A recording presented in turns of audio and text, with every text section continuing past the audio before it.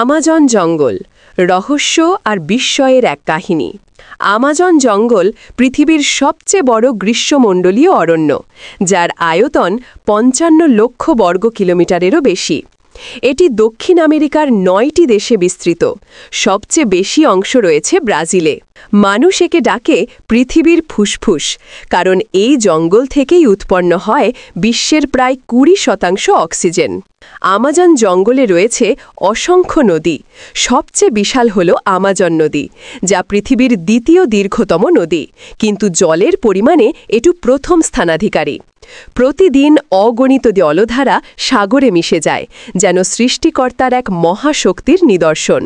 এই জঙ্গলে রয়েছে প্রায় ৪০,০০০ প্রজাতির উদ্ভিদ, প্রায় ২,২০০ প্রজাতির প্রাণী এবং ২৫ লাখ প্রজাতির কীটপতঙ্গ। প্রতিটি গাছ, প্রতিটি পাখি, প্রতিটি প্রাণী এই পৃথিবীর ভারসাম্য রক্ষার জন্য নিয়োজিত। তাই একে শুধু জঙ্গল বলা যায় না, এ এক রহস্যময় পৃথিবী, এক জীবন্ত গ্রন্থাগার। আমাজনের গাছগুলো যেন আকাশ ছুঁয়ে আছে, ঘন সবুজে ঢাকা আকাশ, সূর্যের আলো ঢুকতে কষ্ট পায়।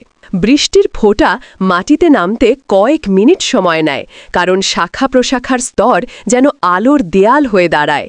এখানেই মানুষ উপলব্ধি করে প্রকৃতি কত শক্তিশালী। আমাজন জঙ্গলকে বলা হয় গোপন হাসপাতাল। এখানকার প্রায় ২৫% গাছলতা ঔষধি হিসেবে ব্যবহৃত হয়।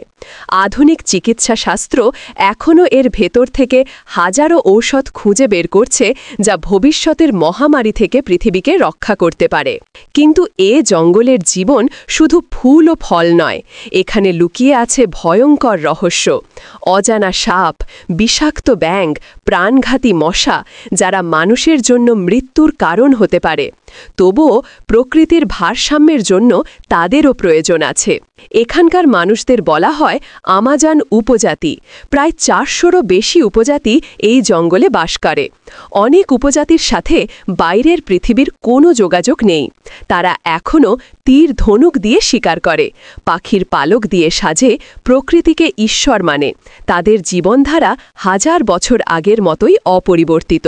এই উপজাতিরা জানে কোন গাছ ঔষধি, কোন নদী মাছের জন্য ভালো, কোন প্রাণীকে শিকার করা যায় আর কোনটাকে নয়। তাদের জ্ঞান বইয়ে লেখা নেই, বরং প্রজন্ম থেকে প্রজন্মে বেঁচে আছে আমাজন জঙ্গলের বুকেই, যেন এক অদৃশ্য বিশ্ববিদ্যালয়। আমাজন জঙ্গলের রাত যেন রহস্যের রাজ্য। দিনে যে প্রাণী লুকিয়ে থাকে, রাতে তারা বের হয়। চাঁদের আলোয় শেয়াল, চিতাবাঘ, অদ্ভুত পাখি শিকার খোঁজে। অন্ধকারে শোনা যায় হাজারো শব্দ। কোথাও ব্যাঙ ডাকছে, কোথাও বানর লাফাচ্ছে, আবার কোথাও সাপ নিঃশব্দে এগিয়ে যাচ্ছে শিকারের দিকে। বৃষ্টি ছাড়া আমাজন জঙ্গলকে কল্পনাই করা যায় না। প্রায় সারা বছর বৃষ্টি হয় এখানে। মেঘ জমে কালো হয়ে ওঠে আকাশ। ঝড়ো হাওয়ার সাথে শুরু হয় প্রবল বর্ষণ, যেন আকাশের সব পানি নেমে আসছে। এই বৃষ্টি জঙ্গলের প্রাণ। এছাড়া আমাজন কখনো বাঁচতে পারত না। কিন্তু দুঃখের বিষয়, মানুষ এই জঙ্গলকে ধ্বংস করছে। প্রতিদিন গাছ কেটে ফেলা হচ্ছে, আগুন লাগানো হচ্ছে। কৃষিজমি বানানোর জন্য জঙ্গল উজাড় হচ্ছে। প্রতিদিন প্রায় ২০০ একর বন হারিয়ে যাচ্ছে, যেন ধীরে ধীরে পৃথিবীর ফুসফুস কেটে ফেলা হচ্ছে।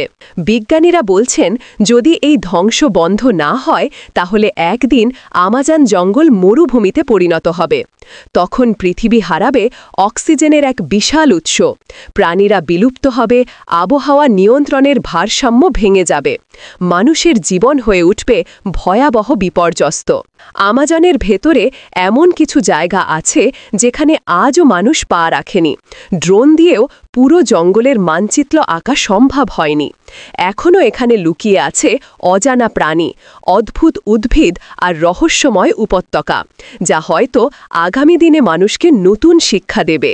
প্রতিটি গাছ, প্রতিটি নদী, প্রতিটি প্রাণী আমাদের কাছে একটি বার্তা পাঠাচ্ছে, আমাদের বাঁচাও, তাহলেই তোমরা বাঁচবে। কারণ প্রকৃতি ধ্বংস হলে মানুষ টিকে থাকতে পারবে না। আমাজন শুধু দক্ষিণ আমেরিকার নয়, এটা গোটা পৃথিবীর সম্পদ।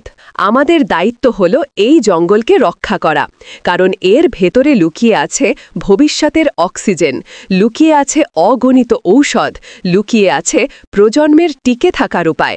আমরা যদি আজ না বুঝি, কাল হয়তো অনেক দেরি হয়ে যাবে। তাই আমাজন জঙ্গল শুধু একটি বন নয়, এ এক জীবন্ত রহস্য, এক বিশাল পাঠশালা, যেখানে মানুষ শিখতে পারে ধৈর্য, সহনশীলতা আর প্রাকৃতিক নিয়ম, যেখানে মানুষ উপলব্ধি করে আমরা প্রকৃতির মালিক নই, বরং আমরা প্রকৃতির অতিথি।